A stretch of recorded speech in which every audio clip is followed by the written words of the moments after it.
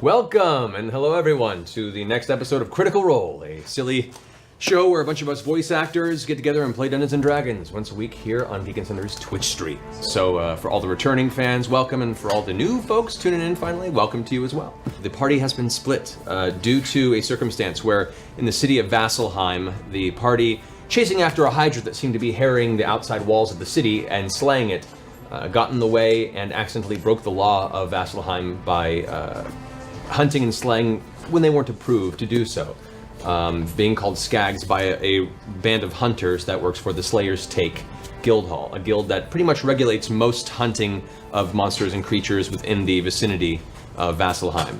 So as opposed to going up and dealing with charges at the seat of justice, they instead were given the option by the head of the Guildhall to possibly join. But in order to do so, they have to fulfill a contract and prove themselves worthy of being a member of the guild. And the guildmaster, our fantastic huntmaster Vanessa Sindrial, handpicked two different groups, splitting up the twins, and they've all set out and to return the next day to join and figure out what their contract will be. This week we have Grog, we have Vexalia, we have Percy, we have shortly arriving here Scanlan, who's been fighting LA traffic. He's here! Quite literally, shortly arriving Scanlan.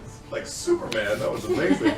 And we have joining us eventually at some point this day, we have a wonderful and talented Mary Elizabeth McGlynn, a fantastic, talented voice actress and director and amazing person. Hello. You're able to look her stuff up online. She's also a great musician, singer, and this is her first time playing Dungeons & Dragons. Newbie! Yeah, I'm super excited. In the middle of the other table, we have our other illustrious guest this evening, the so-called headmaster of Geek and Sundry herself, Felicia Day. Thank you for joining us, Felicia. I like to refer to myself as Duchess, Grand Duchess. Grand Duchess, all survival? Grand Duchess. Remember that next time. Yeah, very perfect. I believe, Laura, you're bolting at the end of the game. Like probably during the game. Yeah. To catch my flight to go to Gen Con for the Titan's Grave panel tomorrow. Yeah! I know, so. Which, for the record, I want to point out, guys, this is how much Laura loves you. Yeah. She was going to miss today's game, but then bit the bullet, changed her flight just so she could be here to play with everyone. So thank you so much, Laura, for doing that. Well. After defeating the Hydra, being called on their law breakage in Vasselheim, have been tasked to return the next morning as separate groups to figure out what contract is being given to them and what members of their team await them as they arrive. So, you guys have taken the evening to rest. The next morning has come about. You find yourselves waking within your respective tavern rooms, the members of VOX MACHINA. What preparation would you like to embark in this morning for whatever mysterious trek awaits you? I want to take a shot with my brother. All right. So as you and Vaxildan get together at the bar, you have the strongest form of nasty Vasselheim liquor that they could possibly muster. It looks somewhat murky. It has elements of kind of blue and gray to it. But the barkeep assured you that this is what you're looking for to wake up in the morning. Trust me. The flavor would be reminiscent of licking a wagon wheel that has seen at least 100 miles of travel.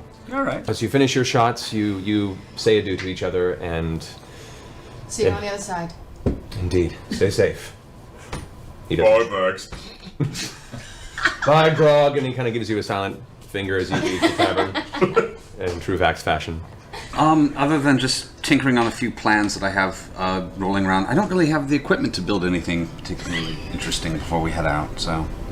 All right. Grog might have something in the bag of holding that you could use. Oh yeah, I've got lots of shit. Canisters. 2 pieces of armor. Just armor. I may take a piece of armor and see if I can put together some sort of frag grenade sort of thing. What? I just want to make a... you don't know me. Just make a canister, put some black powder in there, put the thing together. It doesn't even have a fuse. It's something I can toss and then shoot to trigger. Interesting. Go ahead and make an investigate check. Yeah, I'm gonna try to inspire him. Come on. All good. All right. 16. Well. I'm gonna inspire him. You're with gonna inspire me? Just a little. Boom! Clap the sound of your gun. The beat goes on and on and on and on. Boom! That's all I got. Okay. Come out! All right, so you can take your D10 bardic inspiration as his song blares into your left ear as you search the town for a decent location to possibly construct this. 19. Woo! Total 19? Total of 19. All right. Asking around and speaking to a few folks around Vasselheim, you eventually have a few folks that point you towards this long abandoned workshop that's been burned down and hasn't really been touched. As you go to it, you have to kind of push some of the burned wood out of the way, but there is indeed a currently functional, if for a long time unused, forge and anvil available in poor condition, but functional. Do you want to go and give it a shot? I'm going to give it a shot. Do you want to use another one of your bardic inspirations on this? Can I do that? You can use it up to, I think it's 5 or 6 times. It's fine. All right. I'm going to say make a tinkering check with your proficiency bonus of 4, and we'll say your dexterity, since this is very meticulous to make sure this thing doesn't detonate during construction. That's 29. Stingy works. Like 2-9? Like 2-9. What did you roll? I rolled 19. Yeah, that'll do it. In spite of the terrible materials at your disposal, as far as the forge itself, you barely get it lit, but you can manage to heat it enough at least to apply a very soft metal. And there's like an aluminum base type that you construct as the container, and then coat that with chunks of very, very hard steel that you think will work as good shrapnel. You manage to complete it. You're not sure how effective it will be, but at the very least you know it'll travel safe. And that's really more important than anything else with these type of makeshift explosives. I made a holy hand grenade. All right, so as the rest of you gather up, you've had your breakfast, you're rested, you make your way towards the Slayer's Take Guild Hall. Approaching the front steps again, the wooden engraving on the front doors, you step into the main foyer area and are greeted again by Merton, the kind of gruff-looking halfling, who's in the process of thumbing through some books. He looks like he has a little bit of dried fruit in the side of his chin. He's a little groggy, like he didn't sleep well the night He's a before. little what? He's a little what? He's a little groggy. Oh, what? Just a little bit. Lucky chap. Chord strength to you, sure. You got a little bit right here. Yeah, that did it. Oh, that's lovely. Thank you, I appreciate the heads No up. problem, no. I hate to lose papaya. So, let's see, we have the 4 of you here. This is the acquired necessary group for the first travel this morning. I'm excited to see what the Mistress has available for you. First and foremost, let me introduce to you one of your traveling companions for this. Another hopeful, the Slayer's Take. Opens the door and walking out, if you want to describe yourself. Oh. I walk out in a black cloak.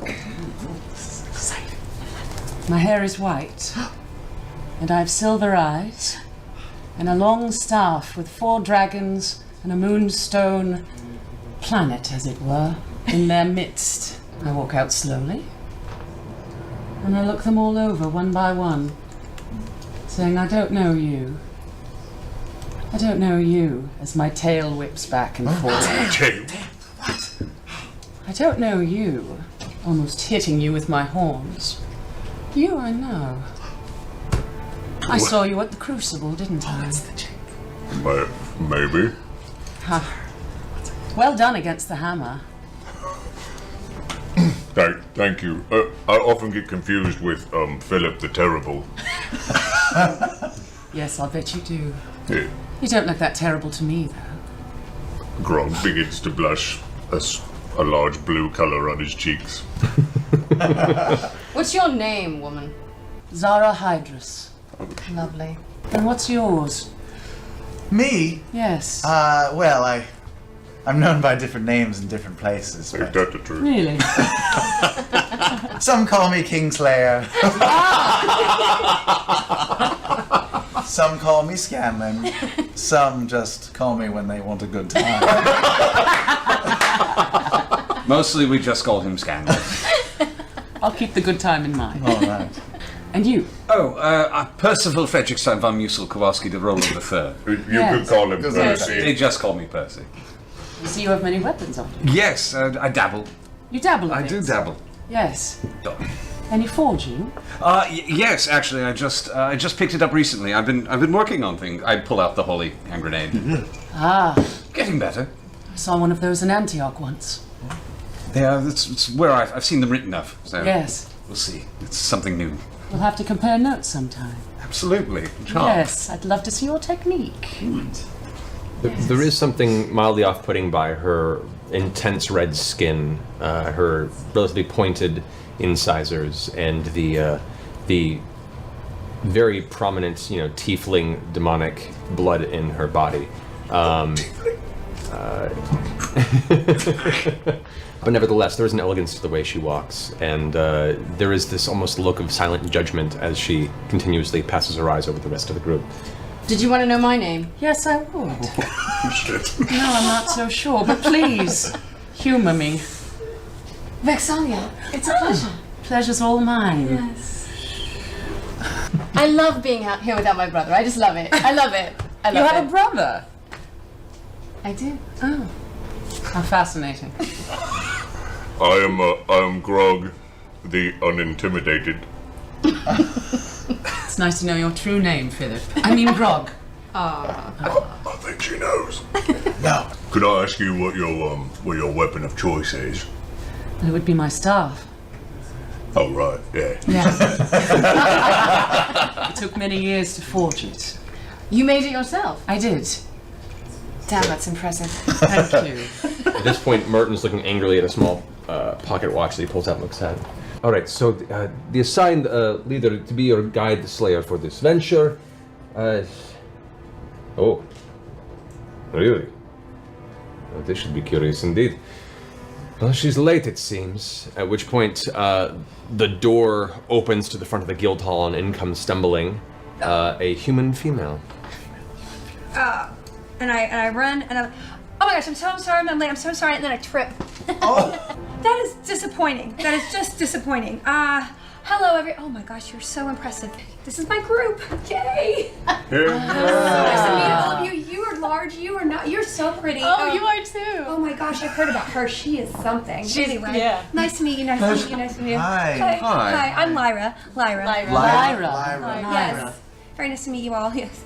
And you can see from her, she's dressed in a nice blouse. Her kind of just past shoulder length, somewhat curly hair is kept as much as a frazzled woman would keep.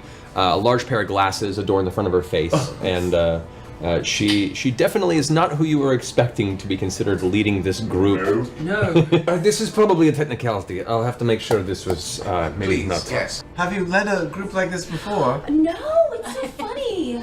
You wouldn't be able to tell, right? It's so funny. Not at all. Yeah, the way you No, carry no, yourself is no. just amazing. Veteran all the Very way. in charge. Yes. Thank you, thank Yes. you. I mean, listen, I just wanted to welcome everybody. No, they don't actually let me out a lot, and I was, when I got the scroll in front of, it was just, this is my best robe. I shall retrieve the Huntmaster. So, Lyra, you're already a full-fledged slayer? I am, in fact. Have you slayed? I am a member of the guild. Well, I mean, if you want to be. You seem like someone from the guild. Yes, I'm a guild member. It's funny because it was kind of a technicality. I don't know how that happened, but I'm here. What do you normally do? Bookkeeping, storage? Well, it's funny because I'm here.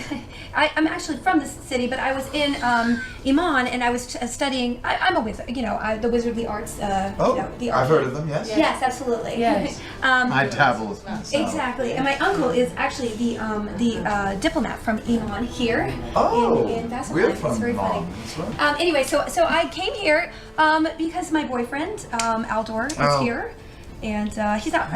He's going to be my boyfriend. It's a long story. Anyway, We've met Aldor. We have? We have. Where did we meet Aldor? Yes, we met Aldor. He was the leader of the team that found you guys in the forest. That's right. That We guy. tangled with him. Our first run-in with Aldor was not fortuitous. did he look good? Did he look healthy? I mean, he looks Was kind nice? of like a dick, if you want my personal opinion. But She means that he was Strapping. strapping like a Strapping. dick. What is your weapon of choice, Lyra? I have a wand. It's right here. See? Oh, okay. Wow. At which point the Huntmaster arrives. Vanessa Sindral steps into the room and looks about the rest. Very nice to see that you've all gathered your teams for the day. And I am also curious to see your first foray into leading a group of slayers yourself, Lyra. Well, I just want to thank you, Vanessa. Thank you for entrusting me with this group. I have been reading up a lot lately, and I'm very excited to use the commanding presence of a guild leader and prove my membership of the guild. Yes, I would like to thank you very much as well for putting us in her capable hands. And this was more of a choice of convenience and a test universally, as you are both a team of unproven fighters in the eyes of the guild hall. And, well, we have a relatively unproven member. Well, I mean, I'm a member, so. Technically, yes. Yes, it should prove to be quite educational, I would think. We'll learn a lot from hearing her talk. Yay! Thank you. Don't we have some Whatever you can guilds find in the to forest, prove wherever you membership are. to? Yeah, can we kill something now, please, before we learn anything else? She snaps her fingers loudly, and Merton comes rushing out from around the corner. As you are on this journey for us and for the sake of this guild and your own personal name and title within our establishment, we would like to provide you with a semblance of protection, a gift from us to you. And she puts her hand on the table. Merton comes over and hands you what looks like a small leather chest. It's made of sculpted leather.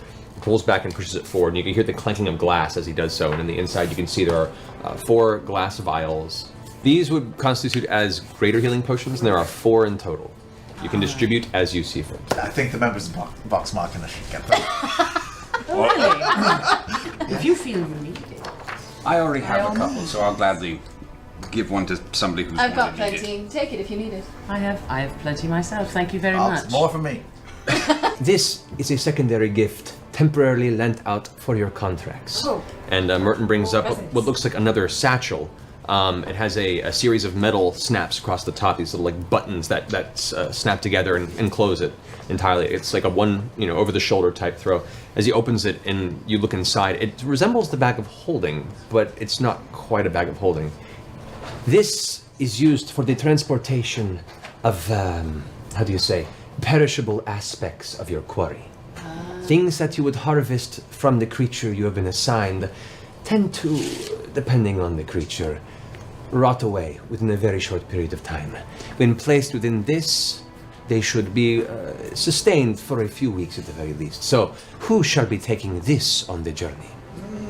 You've already got the bag of holding. I'll I hold shall. on to that. You're kind of stealthy. I shall take it. I shall take it. Do you know Rochambeau? That would be great. Oh, I'm so sorry. I didn't mean for my tail to hit you with your rear end so sharply. Sometimes it has a mind of its own. I know. At which point Vanessa is just watching with a grin on her face.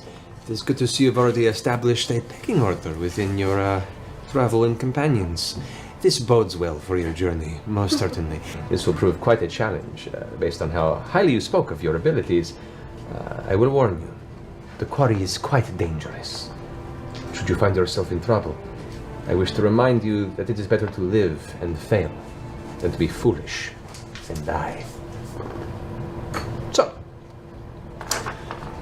let me pass on to you the contract of which has been selected for you. And she reaches out and hands this over to you, Percy. Ordered and paid in advance by Alchemist Owen Grand, client. This contract binding in honor of the elements set upon the agreed members of the Slayers. Take Guildhall of the task of locating and slaying the below-mentioned entity and recovering the below. Listed, harvested, autonomy items, any anatomy items not recovered or not in function or condition will be deducted from the final payment and refunded to the client. This contract is good for 3 days, and should the contract not be fulfilled within that time period, all payments are null and void. This contract is null and void, and the membership within the Slayer's Take is revoked outside of the Master's willful forgiveness. This is the fine print. Get to the details. Requires been proof of hunting by the holy paramours of the Crown of Arathis.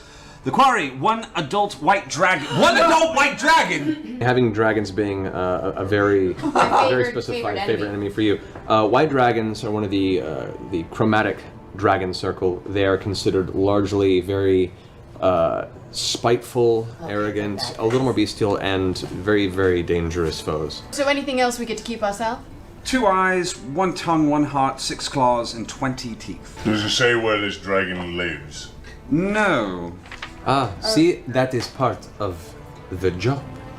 To find one's quarry is why we are so specialized in the Slayer's Take. So, you may now embark once we signify the pact of the contract. And as she reaches out and touches the edge of it, you can see there are these arcane sigils that are actually on the contract itself. They glow and pulse briefly, and she just walks across the group. First to you, Percy, we're holding it. Place your hand against the contract. As you do, they light up, and you feel a surge of kind of warm energy go through your torso, at which point you now see at the bottom of the contract your name inscribe itself on its own magically to the contract. She then takes it and passes it to each one of you to the same point, and as the spell binds... What about Trinket? I suppose he is part of your band, and she reaches out the paper and... Trinket. Shake.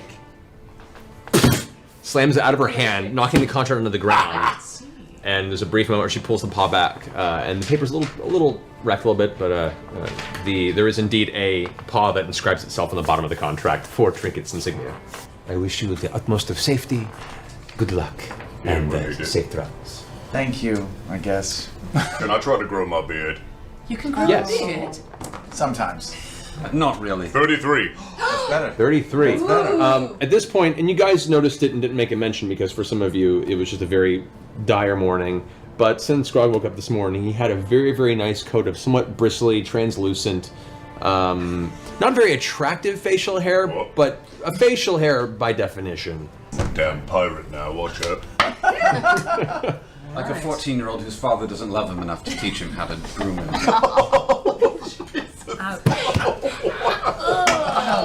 That's dark. There's a story there. No parental issues over here. None. You find yourself out amongst the streets of Vasselheim with no particular direction in where to find a white dragon in 3 days. 3 days. We have to find 3 it. days to slay it, yes. Hey, 3 Vex. days. Can any of us sense a dragon within 6 miles That's what of here? I'm doing. Thank I'm you. sure. I know. So you take a moment, you ground yourself, and you kind of place your hands on the dirt and take in the general feel of all natural creatures and unnatural beasts that you're attuned to in the vicinity. You focus on the essence of what is dragon and dragonkin, dragonkind, and find that within the 6 mile radius, there is nothing that catches your attention. Shit. You've been living here for quite some time, I imagine. Well, I grew As a up guild here with my uncle, Uncle Randy. You want to go meet him? No, probably not. No, unless he is knowledgeable about dragons. I was going to ask you, where should we go to ask who might know things about the woods, about the wilds, about where dragons might keep? Well, there may be somebody at the Abundant Terrace who might know something about the woods and directions. That might be a good place to start. It's a section of town where it's they concentrate on yes. So we can go there. All right. Let's do that. Yes. Let's go there, please, way. God. All right, so in following Lyra, towards the Abundant Terrace, which is on the western side of the town, this area is very different in visual style. As soon as you approach this kind of small hill that leads into the terrace proper, it is almost entirely farmland. In this strange, harsh environment, there is something about this entire district that is structured to be the source of vegetation and crops and essentially feeding a large portion of the population here. You also see there are a series of small temple towers and statues that are focused around a particular deity. You sense that there is the worship of Melora here. Melora, which is considered the goddess of wilderness and the sea, and is one of the 5, soon to be 6 of Pike's Temple raises, deities that essentially rule the belief system and lifestyle of the city of Vasselheim. You gather upon stepping inside that there are taverns, inns, general stores, like the entire portion of the town that isn't that portion of the district that isn't farmland is just jammed into this one little corner. You guys kind of split up a little bit briefly to try and find more information. One of the groups that coalesces is Vex, Scanlan, and Lyra. The 3 of you come upon a place called the Midnight Breath Tavern. You step inside and speak for a bit, and eventually you meet the co-owner, a gentleman named Dagon, who is an older human. He has what looks like a reddish but somewhat patchy red and brown beard. A couple scars on his body, but nothing like battle-worn. More just, you know, a person who's existed in this harsh landscape for a while. Dragons. Yes. You've seen it. You've seen the I dragon. have seen dragons, and they suck. You hear a couple snickers down the barn, and he goes, "Shut the hell up." No, I swear it. I swear it. I saw this one. All right. I was up north. About 2 days travel northwest to here via the Glass Walk Road. That's 2 days travel horseback, mind you. The Glass Walk Road. The Glass Walk Road, yeah. Yes, of course. Nasty blizzard blows in out of nowhere. It just starts wrecking the entire roadside. Slick with ice, we decide to go ahead and make camp, me and a couple of the others who were journeying with me. We head off the road, set up a small camp, throw up some tents, and thankfully, at least within the canopy of the forest, it's easy enough for us to escape the barrage of the elements. But it was a very, very cold night. Our fire began to go out, and we were a little worried. And then there was a dragon. Yeah, get to the dragon. I'm sorry. Hold on, let me tell my story. So partway into the night, we're trying to keep warm through this. Suddenly we hear this terrifying roar that just streaks across the sky. We could hear it over the blistering sound of the snow and sleet battered against our tent. I rush outside to take a look. Not sure what to find, but instead, I see what looks to be a pack of 4 dire wolves converging on our camp. Large, nasty Very beasts. much like a warg, if you will. Warg-like, a little larger, yes. Okay. Out of the clouds above, I see, believe me, a dragon, wingspan huge, White dragon? wide as the snow that encased the skyline. It streaks down and snatch! Takes one of the wargs in its jaws. Lifts up the warg, screeching about angrily. It throws it into the air, and from its mouth cascades a blistering, freezing cascade of ice and sleet. The warg itself freezes in midair. Before it can plummet, the creature then closes its jaws, snatching down on that warg and biting it in two. In one fell stroke, as the pieces of ice clattered to the ground, the rest of the warg scatter. I believe that dragon saved our life that night. Well, that's great. That was Thank quite you, a sir. story. That was stirring. Quite. Really? You believe me? You believe me on this? We believe. Not only do we believe you, will we have any trouble finding this place? I would say just look for where the blizzard's coming from. That seemed to be the harbinger of the beast. Go to the blizzard. As you guys step out of the tavern, you walk up to the other members of your party, Zara, Grog, and Percy. God. So what have you discovered? Northwest, cold, Blizzard. dragon, blizzard. It 2 ices days. We need things. horses. I have a question. I'm not good with numbers, but it's a 2 days journey there Yeah. and a 2 days journey back. We do have an ass ship. Is that 4 and we have 3 days to do this in? Once the creature is actually slain and the pieces are harvested, then the contract is completed. Then you can take your time returning. Thank God. So, can we find horses in the area? A brief look about, you find a livery not too far from the outskirts of this district. Yes. As you enter, the gentleman who runs it there is eager. It's like, well, can you go ahead and buy some horses? Well, certainly. Well, don't we rent renting- them? Let's renting rent them for a horses. week. Thinking about renting is this area. If you're riding out with horses, a lot of them don't make their way back. Well, So. how about we rent them, and then if they don't make their way back, we'll pay you the difference. We'll leave you a hefty deposit. I cast suggestion. Okay, so while you guys are in this conversation, you go ahead and stay back and you make a few symbols with your fingers, whispering under your breath. You complete the suggestion spell. What's the DC of your spells? Is it 17? All right, what do you want to suggest? Nice. You shall lend us the horses, knowing that we shall take very good care of them. And we may keep them for as long as we like. As you're having this conversation, he kind of looks up at the group and goes, No, you know what? You all look like a very trustworthy group. I tell you what, I'll give you the horses, rental, half price. I trust you bring them back. Don't worry about any sort of deposit. I believe you're trustworthy folk. Wow, That's thank you, sir. lovely. So for 6 horses, we're looking for a rental price of around, say 50 gold for the lot rental. Do you have any Okay. Clydesdales What or if- giant what if the horses for me begging Stop ass? getting a cat. He pulls out a very, very nice looking war horse that looks like it's designed to carry very heavy soldiers. Still unproven as to whether or not it'll be able to carry you, but we shall see. Yeah. And once again, the horse travel wasn't like 2 days of straight gallop. It was a casual trot in which Trinket could probably keep up, but you guys might have to take a break every now and then because Okay. it's still in well, there. that's doable. So horses ready, mounted up. You guys gather all the rest materials. You ride up the Glasswalk Road, which forms right in the outskirts of the Braving Grounds. You are let through the front gates to the outside to the Vasper Timberland, and this is the first time you've actually seen a formal road that is carved and at least traversed enough that the timberland hasn't completely consumed it. You push forward out into the cold air and begin to ride for the remainder of the day. A good 8 or 9 hours hit before the chill begins to grow. The sun begins to find itself setting across the far mountains, and the forest around you grows darker and darker still. Probably make I camp. think we should make camp. Should we make camp? I think we should. Yes, we should make camp. I have a firewood bundle that we can make a fire with. There's also lots of wood around, Grog. Yes. And I have an axe. Let's do that instead. You find, after about a 5-10 minute walk, a small opening, and along the way you find a tree that looks viable. There's a small slope of hill that heads up to an upper platform area, maybe about 5-10 feet up. Just go ahead and make an athletics roll. 16. All right. After a good 15-20 minute period, relatively brief for most folk, you come back with a nice hefty stack of firewood from the driest small tree you could find. Good job, Hey, Grog. Zora. Well done. Impressed? Yes. Throwing the wood down, you begin to set up small stones into a fire pit establishment and begin building a fire just as the entirety of the sun disappears behind the distant mountain range. At this point, the temperature has gotten extremely cold, and most of you begin to pull up your winter cloaks and kind of get your bedrolls ready for an evening's bit of rest. All right, is anyone keeping watch? I'll keep watch. All right, so you're taking first watch. I'll take second watch. Zara had volunteered Zara had for first I'll watch. take Okay. second watch. You can take second watch. All right, so Zara takes first watch. Percy takes second watch, Can I watch with Zara? if you'd like to. Third watch.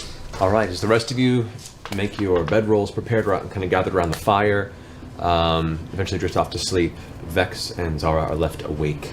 Do you need help carrying your purse? Your bag? Oh no, it's quite comfortable against my side actually. Could I feel how heavy it is? It's not heavy at all. We don't have anything in it, darling. All right. Where do you come from? Ah. We just don't see very many tieflings around here. No, I come from very far away. It took quite a long time for me to get here. I come from the land of Ferrin. Ferrin. Yes. Very far off, mountainous, dark. And you left because... My father was killed. And I was left to my own in the woods. So I left. Well, that sounds familiar. Why is that? My mother was killed. She was? Yes. By whom? A dragon. I wonder if it was white. I wonder if it was. Shit. I mean, What about your father? My father's alive. And what is he? An asshole, actually. Really? Mine was an asshole too. Really? He was. He was a dark wizard. He was awful. Wow. Mine's just a jerk. Kept me in a cage. Zara. I know. Getting a bit personal here on fire. Sorry. I thought we were bonding. Here, have some food. Thank you. God, what is this? Oh, disgusting. Grog found it. I don't know. It's wood. Is it wood? All right. At least it's elm. As you guys munch and awkwardly make your way through conversation through the evening, eventually your watch comes to a close. Percy, you take up second watch. I do. About 3-4 hours go by without incident. Eventually your watch comes to a close. You found yourself just past the middle of the night period of the evening. Who has the third watch? Was that I do. Rog? All right. Wake up, Grog. Rog, go make a perception check. Shit. Me? Yes. Oh, he's the worst. I see everything. Yes. Minus 16. 16, okay. As you're keeping your eyes around you for any sort of dangerous or encroaching villainy, the fire itself is slightly mesmerizing in its pattern, and you kind of looking off to the right, you hear a slight snapping of a twig about 15-20 feet off from the camp. I'll go to check it out by myself. What? Okay. You stand up, lifting your axe, and begin to take a few steps away from the camp. As you turn around one of the nearby tree trunks, the first thing you're greeted by in the darkness Do you have dark vision? Wait, the dwarven belt of beard power gives me, I have dark vision out to a range of 60 feet. You do. So as you turn the corner, you get about a step before you notice about 15 feet away from you. Beard tingles. There is a very large wolf-like creature that Is it a warg? snarling at you with bony protrusions from parts of its body. It stands from ground to the top of its shoulder, almost up to your entire height. And it is currently snarling, and behind it you can see there are two very gingerly stepping humanoid figures in the darkness. I yell out, playtime!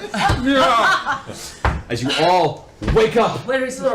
first and foremost, I would like everyone to roll initiative. Oh, God. Grog, you are actually going first. Everyone else, you're currently in the process of waking up. The big direwolf-like creature is currently staring at you from across the way, and you see other entities, humanoid, coming towards you. As your dark vision allows you to take out their features, you can see these are very heavily fur-covered, dense leather armor protected, roving band of straight-up orcs that are currently converging on the campsite. I would like to rage, and I will charge the direwolf puppy thing and swing at its head with my great axe. You rush forward towards the direwolf. Go ahead and make your 2 attacks. 26. That hits. 25. Both hit. That was really good. Nice. Go ahead and roll some damage. Thank you. 28. Great. Okay. So as you rush forward, your axe smack hits into the side of the direwolf, slamming into its shoulder. You can see as you pull the draw the axe out of the wound, you've left a nice hearty gash into the muscle tissue that holds its arm to its shoulder. And the direwolf just reacts to the pain with the guttural screech, and then looks up at you, releasing its lips apart for these nasty-looking, sharp, long dire wolf fangs revealed as it prepares itself to pounce back.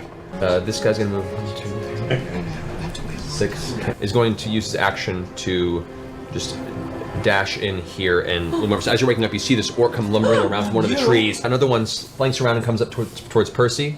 Another one rushes up behind Scanlan there. And you see behind another growl and a series of heavy footfalls as not quite an ogre, not quite an orc, like some sort of a ogre-orc crossbreed comes walking behind one of the nearby trees. Grog. Oh no. To go up behind Oh no. Percy on that side. Cord. And from the far end over here, another orc moves forward. Oh, no. 1, 2, 3, 6.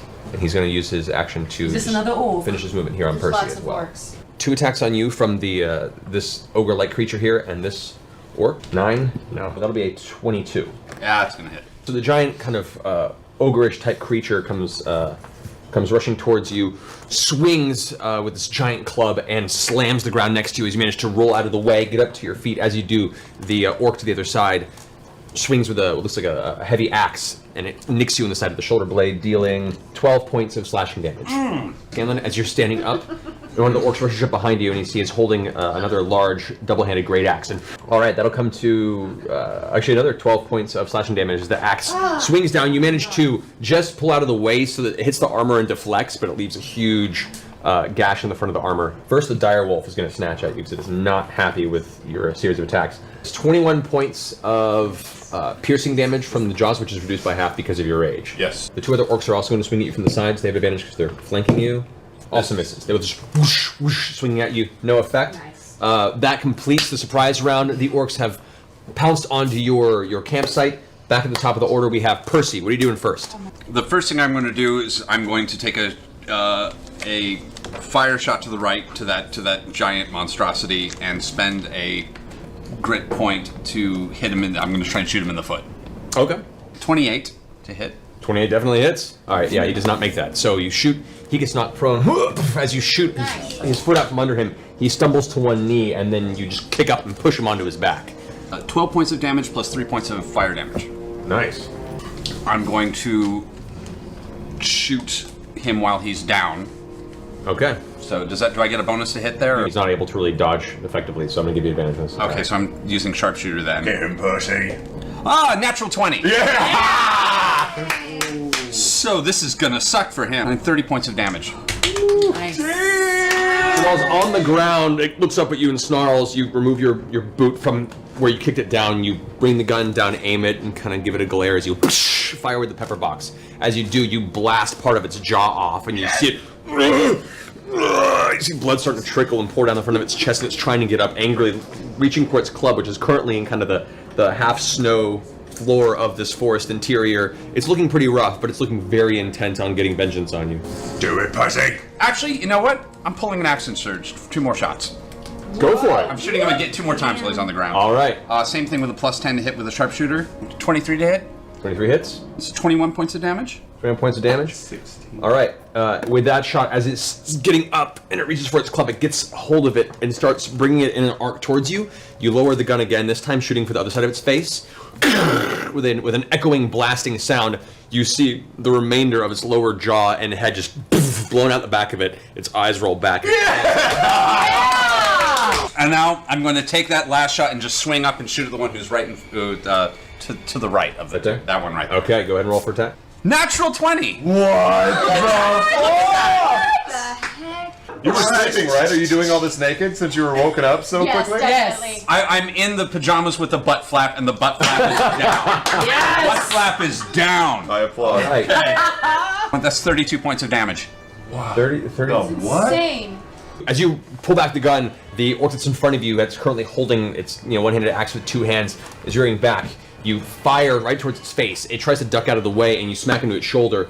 With an explosion, you can see its leather armor splinters and fur kind of burns and curls back from the flame of the blast. And beneath, you can see there's actually most of the muscle tissue and now exposed bone is visible as you've blown a giant crater in its shoulder. I would like to go into a frenzied rage now that I've got all my playmates around me. Okay. And I'd like to take one giant swing and in a half circle, just trying to get all 3 at one time. All right, so attack for each one. Go for it. 22. That hits the orc. That's 23. Hits, and for the last orc. Hell yes. 26. 25. Okay, roll damage 3 times in ascending order. This orc over here. 15, 12, and 17. As you whoosh, swing the axe around, it clips across the chest of the orc, which is almost pushed off of his feet from the sheer force. The axe swings, slams into the front throat chest area of the direwolf with so much force that it cuts clean through, leaving this kind of open wound where its main veins just begin to pour its life blood. The direwolf just gurgles for a second before slumping into the ground motionless. The inertia carrying through its body slams into the other orc, who actually has a small buckler shield that manages to catch. It shatters most of the leather and metal that encompasses the piece, getting stuck into his forearm, and he just yells in your face with this kind of guttural shout and pulls his own arm off the blade of the axe as you withdraw it. In that motion, the 2 orcs you just slammed rear back and then retaliate very heavily against you. 22. Hits. 14. Misses. Yes. The one with the buckler and what looks like a longsword strikes you for 8 points of slashing damage, which you take 4. Great. The one orc that's over the top of you, louder, goes, swings in a wide arc down towards you. You take 6 points of slashing damage. Ouch! This guy here is attacking Scanlan. Great. 12. Miss! Swings towards your head. Thankfully, he's not used to attacking things so small, and duck quickly out of the way. Fuck you! 20 to hit. 20 to hit. If my armor class is 20, does that mean they still hit? I thought you were wearing your pajamas with the butt flap. Details. That's so mean. One day, far in the future, I'll figure out a way to make you pay for that. For now, fine. That hits. The visualization was worth it alone. Yeah. But both of them strike at once. You don't quite know which way to dodge onto the side, and as you try and duck out of the way, both blades hit you simultaneously on the sides. A total of 16. Okay, 16. 16 points of slashing damage from the 2 of those orcs. Okay, I turn to the orc who just missed me, and I cast Dominate Person. Yes! As you finish your casting of the spell, you can see the anger in its face suddenly drop and subside, and it kind of gives you this expectant look. I command him to protect our Goliath with his life if he needs to. It kind of nods and looks over towards where Grog is, and with this kind of slack-jawed expression, turns and looks like it's ready to make its way towards Grog next round. I'm gonna do Hunter's Mark on the damage D1. I'm gonna shoot him through my flaming bow. All right. And I also am gonna have Trinket attack him twice. 19 attack. 19 attack does hit. 17 to hit, and then Trinket's attacks? Yep. Roll twice for Trinket. As the arrow hits him on the chest area and bursts into flames, like igniting part of his shoulder. As he looks down, you hear this guttural growl from around the corner. As he glances over, Trinket comes jumping out of the shadows from behind the tree. That's 22 for one. 22 hits. Roll for the second attack. 16? 16 just barely hits. Trinket's doing something. I know, you guys. Not just die. Is 11 for the first one. 11 for the first one. All right. And 12 for the second. All right. So as Trinket rushes around the corner with one claw, rocks, hits him in the back of the shoulder, sending him onto the ground. The orc now, its shoulder in flames, is on its back. Trinket leaps on top, reaches down, and with its jaws around its head, just bites the head. Kind of, as you see the head kind of flip into the air, it catches it in the claw and its jaws and crunches down on it. Yes, have a meal, buddy. I'm going to hex him. Him? All right. Yes. And cast Eldritch Blast on those 3 orcs. You hold the staff forward, and for a second, your eyes, which are normally vibrant, bright white, suddenly close with this like dark mist, and then reveal almost like a pale blue, like the moon of the sky. As you do, this hue of light blue energy begins to emanate from this orc right there. It kind of looks down confused as you pull your staff up and slam the ground with it. As you do, these 3 streaks of kind of pale bluish green sickly energy streak out towards it. Go ahead and roll 3 attacks. Oh my god. 24. That hits.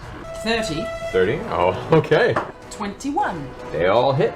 So go ahead and roll damage for each, and each does additional hex damage because it's 3 different hits. 2 plus 7 is 9, thank you. 17. Alrighty. 12. 12. And then roll a d6 3 times, because each time you blast them, you do the additional hex damage. Holy crap.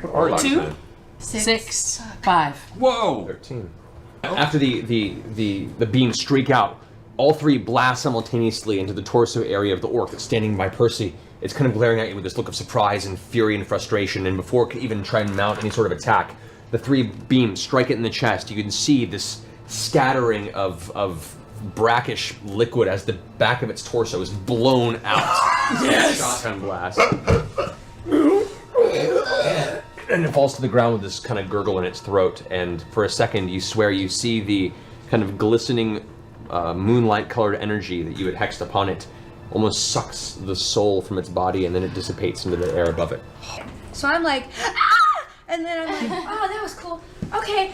And I use my chain lightning. 45 points of damage to that guy, and then it goes to the other people. This guy there, yeah. As you freak out, you back up, and as an instinctual maneuver, you put your fingers out, and there is a loud crackling sound as a condensed thunderstorm blasts forth from Lyra's hands. Yeah. The orc that's threatening her and actually managed to try and strike you, its entire upper body is fried instantly from the rippling electricity that just destroys it. You see all of its flesh is now curled back and cracking from the sheer amount of energy that's flowing through it.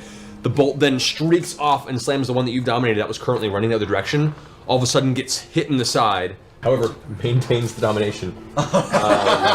It did take half damage to that one. I was going to take 2 pot shots at him as I'm running My by. dominated guy. Yep. He's not going to live to see his. And just because I don't really care, I'm going to take the sharpshooter plus damage negative to that, so. Okay. 16. 16 does hit. And Oh my god. Another 20? Yes! another 20. Yes! It's 20 points of damage for the first shot. First shot smacks into its thigh, and you can see it's barely keeping itself standing. It roars out in pain as you fire again. 32 points. With the final bullet in your pepper box's chamber, the 6th bullet, you fire the last round. This kind of look of confusion as this orc that's trying to do the bidding of this gnome that Protect our Goliath! it's trying desperately to go and protect Grog, but on the way there, it gets its leg blown out, and then suddenly it turns and the shot enters one side of its temple, out the other, and there's just a very quick sound as it falls to the ground motionless, and is no longer a living orc. Good job, Percy. I sort of had that guy covered, but it's all good. It's all good. I'm coming, Grog! For the gentleman that I'm facing right now, I would like to take my first swing. 24. 24, that hits. 19 points of damage. 26. Hits. It's also 19 points of damage. After the hammer, orcs. So the first strike, you slam into his upper torso area, and it actually digs about 4 or 5 inches in. He like drops his weapon and grabs the axe and tries to pull it out of his body. You, however, reach up with your fist, and slam it down onto the axe, shoving it about 5 or 6 more inches. Right? As you can see, his actual shoulder and arm kind of pull away from the rest of the torso as his eyes just roll back and he falls limp against the blade. With my third attack, I'd like to turn to his friend, grab him by the throat, and go, "It's death or target practice for my friends. Talk." The orc, looking at its current fate and the rather rapid destruction of his entire band.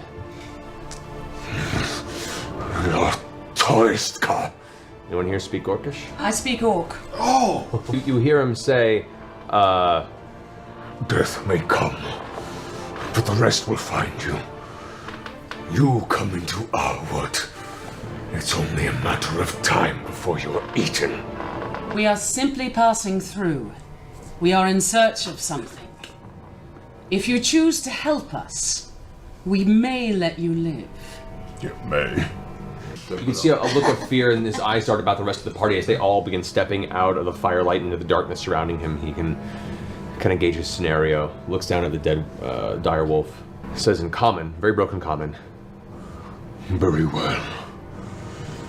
I live. I serve. Whoa. Let me kill him.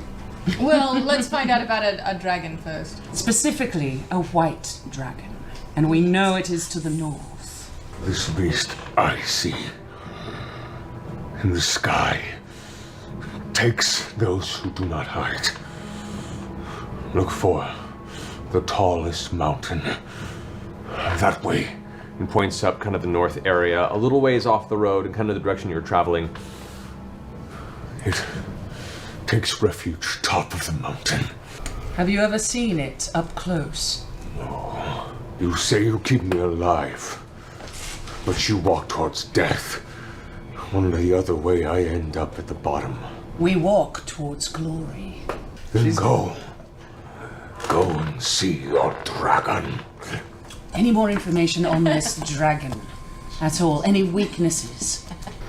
He kind of gives you a look like, he's on empty. He's giving you everything he's going to give you. Well, now you're on empty. I take my great axe and I chop off his head. As the whole group gasps, Grog just kind of shoves him back and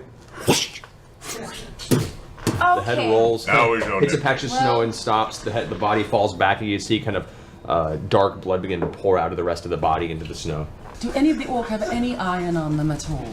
Let's say you can harvest the iron blades from 3 axes. Thank you. And I would like to extract the canines from the direwolf. From the direwolf. All right, I'd like you to go ahead and make a nature check. 12. Okay. As you begin taking a small dagger out, you break one of the tooths in the process, unfortunately. You managed to get one of them at least. So you do have 1 direwolf canine you can add to your items. So the rest of you guys, you go ahead and take your full evening's rest, at which point your hit points and spells are restored. Yay. Rod, go ahead and make a percentage roll. Come on, you big bearded bastard. 58. 58? Nah, unfortunately. But you still got that nice scruff. You did like, you know, half an inch to an inch of whatever that is. Direwolf blood all over my feet didn't stimulate the growth at all. Unfortunately, no. All right. Eventually, you all complete your evening's rest. The rest of the watches go without incident. The morning you wake up, and the cold air was pretty rough for a lot of you. Thankfully, the fire was there to help. But you get the feeling that the further north you travel, the weather's going to become an issue, even with the warm clothing you currently have on. Thankfully, your horses were far enough away from the area where you were, and the focus was not to make any noise when they came upon you. So the orcish party knew better than to attack the horses first. Oh, that's good. The horses do look a little spooked from the evening's events, but nevertheless, you get back on your horses. You continue up the Glasswalk Road. And I take the dust of tracelessness and in the back. I'm just. Do we ever run out of that stuff? Never. No, it's an infinite supply. That is very convenient. Yeah, it is. It's really nice. And so anyway, so when I first met Albert, he was retiring my bodyguard, and it was so obvious that he was so capable when he walked in the room. And How did he react when you first told him of your feelings? I mean, it was not a good evening. We make an agreement. I kill you, you kill me. Yes. Okay. Learning the ins and outs of the extremely tumultuous history of Lyra and Aldor, You eventually come to a point where the clouds are beginning to darken, and in the distance you can see what looks like a very heavily obscured curtain of snowfall to the northwest. A snowstorm is starting to pour over into this vicinity. You guys kind of stop for a second and repackage yourself with your fur and heavy winter clothing, and even still, it's very, very chilly. Like everybody make a Constitution save. Aren't I good like above 20,000 feet in really, really cold environments? Oh, you're just naturally adapted to it, so you're fine. I've got my chest out, my nipples aren't even getting hard, it's amazing. Oddly, your face is a bit cold because it's so bare and You're a stick. That was a low blow. That was a low blow. Alright, so all of you managed to cut. Scanlan, mark yourself, you have 1 level of fatigue. Oh no. What does that mean? What's that mean? I'm gonna give him my stone. That was I'm gonna give bullshit, him my Percy. stone of resisting cold. What about you? It's okay. I'm a leader, and a leader I can't sacrifices. let you do that. No, really, just take it. You listen to me so good. It's like we're besties. I feel a connection. I do. You know, when you were telling me It's about not Aldo, sexual at all. I'm No, not attracted to you. Like literally, if it happened, I would be ill. But it's really believe me, you sexually, you repulse me. Thank you. Yeah, no, really. Oh my god, I'm so with you right there. But really, as a friend, you are so nice. I feel like I work through some dishes. Take the stone, your fatigue fades. You find yourself adjusting well to the cold climate.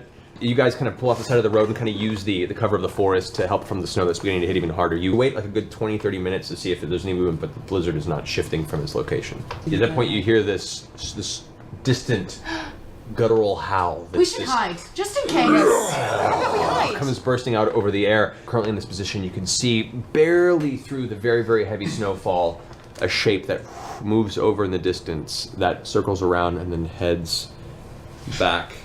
You look over in that direction and you can see what looks to be the gentle outline of a mountain range, maybe about 10 miles off from the road, to the west of the road, into the forest itself. So right now there is about 10 miles of forest between you near the roadway and this mountain range where apparently the dragon has returned to. What bonuses do you have because of the forest terrain? The movement is fine for all of the group. Thankfully though, you have Vex guiding you on this path, and where it would be a very difficult experience pushing through this forest, especially with the time limit you have, she is able to find the quickest paths to dodge any of the heavy areas that are dense with dangerous snowfall. About another hour and a half, 2 hours, you eventually make it through the forest. Without Vex's help on this, it would be a very difficult element to traverse, but you manage to find areas you can cut through where the weak points and these various kind of interwoven nets of vine work are.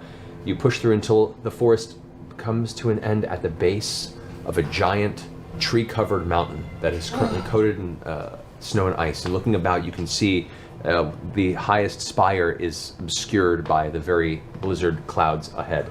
There is heavy snowfall in this vicinity, and your vision is semi-obscured past a certain area. You do see what looks to be a cavern of some kind that is in the base of this mountain. It's about 20-25 feet high and about 35 feet wide. This heavy sound of wind rushing suddenly. Oh god, get in the cavern! Get in the cavern! Get in the cavern! Vex, on horseback, you look over and the snow that's kind of hitting your face, you see a dark shape begin to form in the snow. It gets larger and larger and larger, and you realize it's not something that's swelling or growing, it's something that's coming at you very fast and it's very large. And it slams into the side of you, sending you off the horse and tumbling to the ground. You feel a heated pain in your side you haven't felt in a long time from the impact. You guys watch as a boulder about that big of rock and ice just smacks into the side of you. 30 points of bludgeoning damage. You're kidding me! And are knocked onto the ground. Oh my god, Vex! Ah! The rest of you who are currently on horseback see this, and from the direction of the forest, you see a large, very large humanoid figure begin to step out of the side of the forest. Giant. The slow voice kind of bellows out. Snow-covered fur, patchwork hide armor. The skin itself is a dull bluish gray in color. White eyes, horns that are affixed to the side of this helmet. A giant axe in its hand. This is indeed, and you recognize it immediately, this is a frost giant. You see it reach down and grab another boulder and begin to kind of toss it in its hand. As the rest of you see this, you hear another bellow. You speak giant, right? I do. you hear a voice come echoing from the cavern behind you, saying, Intruder! Take him down! and a second Arshai steps out of the cavern behind you. Shit! And that's where we're gonna go ahead and end the session. We only need 2 giants and a dragon? We're screwed! No, we're not. Starting a battle with two We did such a good job. Two giants! delightful frost giants. Look at